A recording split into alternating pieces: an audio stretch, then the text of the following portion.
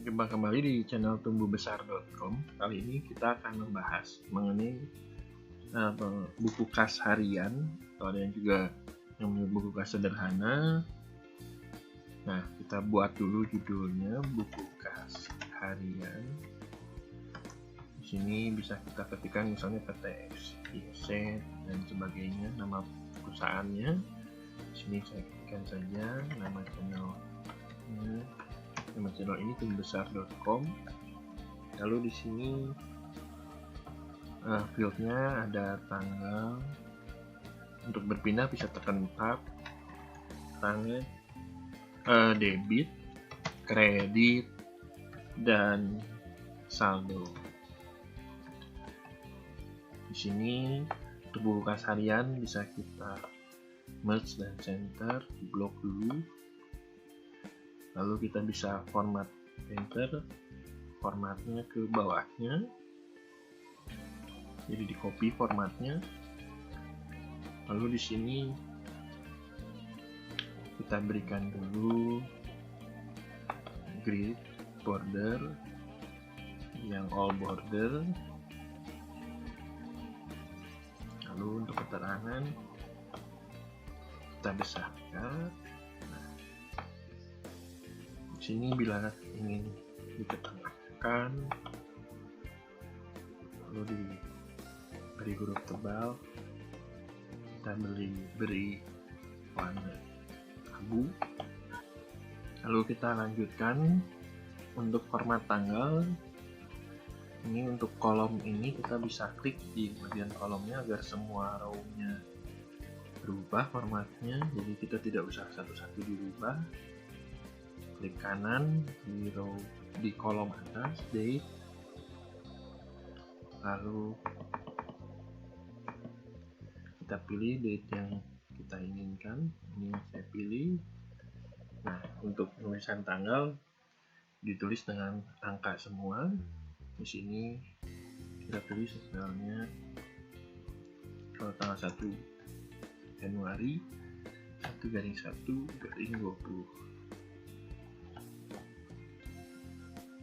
Double klik ini kalau kurang besar, kurang karena pada seperti itu. Nah, penulisannya itu bulan, tanggal, tahun. Jadi yang di depan itu bulan. Kita lanjutkan sekarang, misalnya di sini saldo awal, misalnya 9 juta. Nah, untuk angkanya kita bisa pakai yang ini, atau seperti yang pernah kita bahas di waktu video viral umum, bisa juga kita rubah jadi rupiah. Bisa dilihat di video jurnal umum ketika ingin berubah ke format rupiah. Di sini untuk saldonya, nah, untuk saldonya berarti nilai yang ada di debit kita masukkan di sini. C5 dengan kredit kita masukkan rumus sama dengan C5 kurangi D5, debit kali kredit. Debit itu kalau dikasih harian itu berarti uang yang masuk menambah ke saldo kita, ke kas perusahaan. Kredit itu uang yang harus kita keluarkan atau bayarkan. Sekarang kita buat misalnya tanggal 4 Januari, berarti kita tulis formatnya bulan dulu 1/4/20. Di sini kita masukkan misalnya penerimaan dari PT XYZ. Nah, karena penerimaan berarti di debit kita masukkan 5 juta. Nah, karena kita sudah klik di kolom tadi, maka otomatis formatnya otomatis langsung jadi ini menyesuaikan koma Stalin. Nah, untuk saldonya di sini berarti sama dengan saldo sebelumnya ditambah debit, karena kalau debit itu kan menambah saldo, dikurangin kredit. Jadi hasilnya 14 juta. Yang berikutnya misalnya tanggal 9 Januari kita bayar listrik sebesar 720.000. Nah, di sini berarti kita masukkan di sini bulan dulu, tanggal 5 seperti ini. Ini katanya biaya listrik Desember 2019. Nah, karena ini kita membayar keluar dari kas, jadi kita masukkan di kredit 720.000. Ini formatnya belum kita ubah.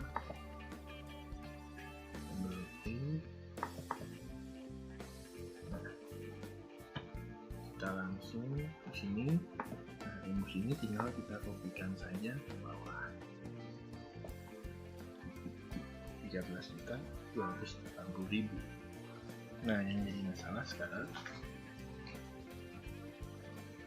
kalau kita ingin di sini kosong jika belum ada transaksi, maka kita harus masukkan rumus yang logika berpikirnya bahwa jika tidak ada angka di sisi debit dan di sisi kredit, maka di sini juga kita inginkan kosong. Tapi begitu kita masukkan angka di sini, otomatis di sini langsung keluar angkanya secara otomatis tanpa kita harus hitung lagi. Nah, berarti logikanya jika di salah satu kolom ini ada angka, maka di sini hitung rumusnya. Hitung rumus ini, jika tidak ada angka maka tampilkan angka kosong. Dengan logika seperti itu, maka kita bisa pakai fungsi if.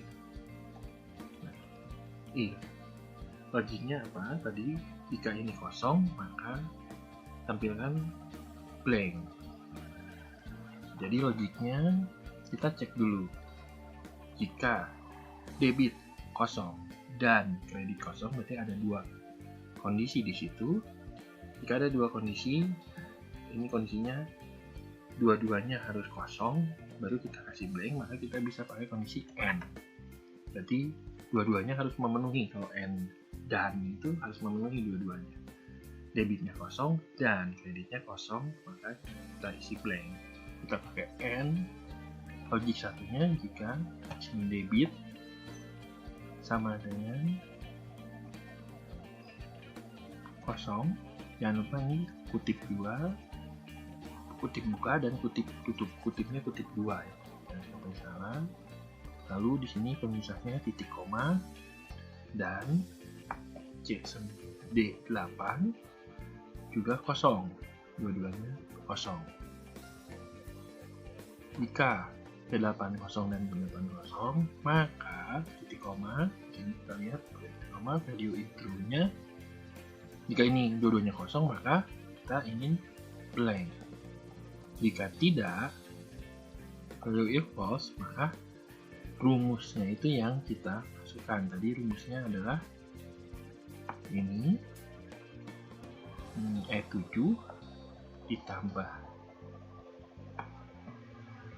C8 dikurangi D8. Nah, lalu kita tutup fungsi if-nya. Enter. Nah, sekarang kita coba kopikan ini ke bawah. Nah, sudah kosong. Kita coba kopikan ini ke atas sampai ke sini.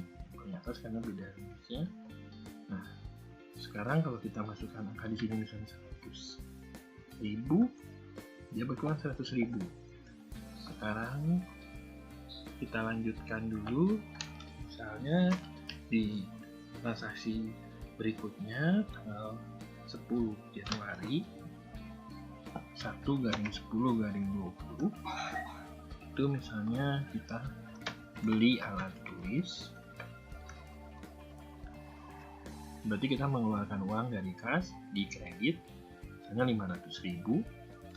Nah, angkanya 12.780.000.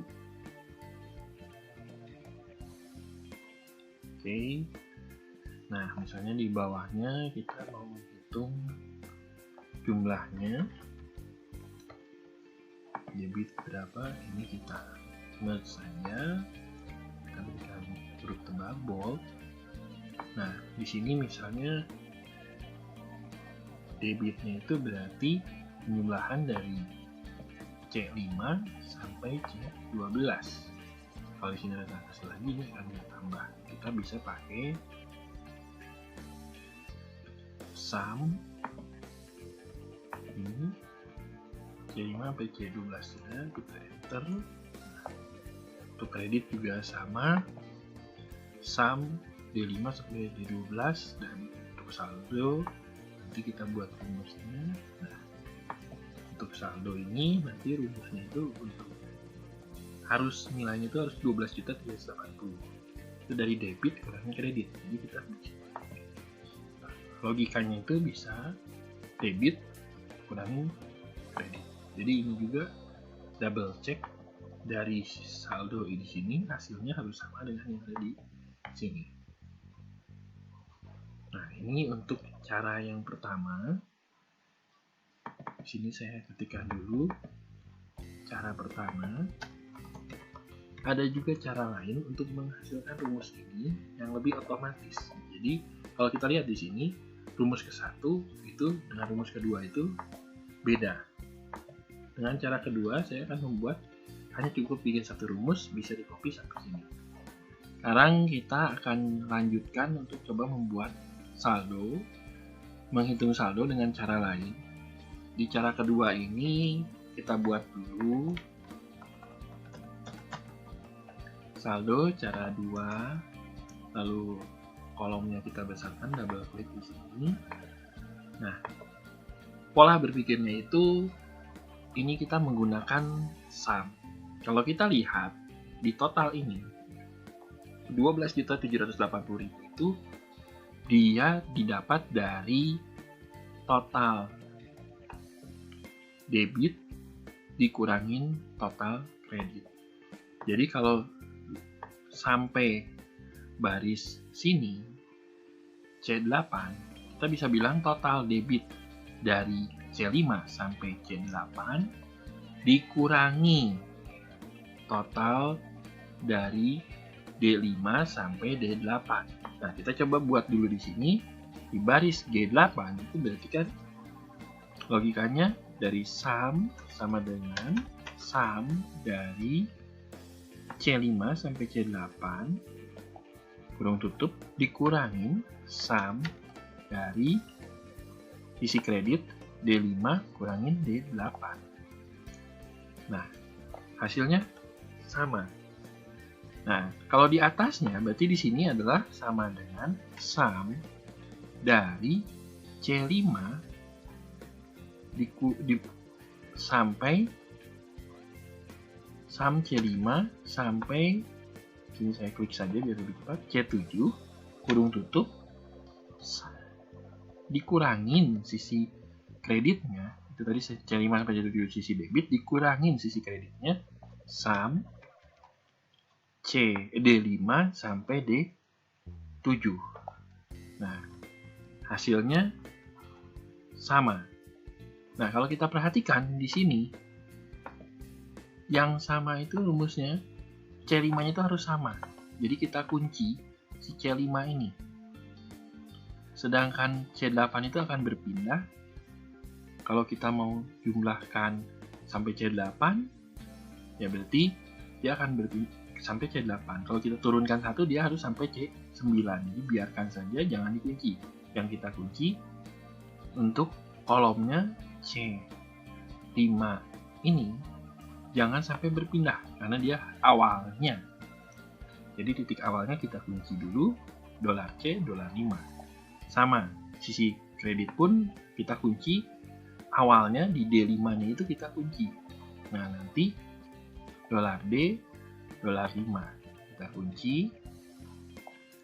Nah, setelah kita kunci, kita bisa tarik ke atas, hasilnya sama. Kita tarik ke atas, hasilnya sama. Nah, kita lihat pola berpikirnya.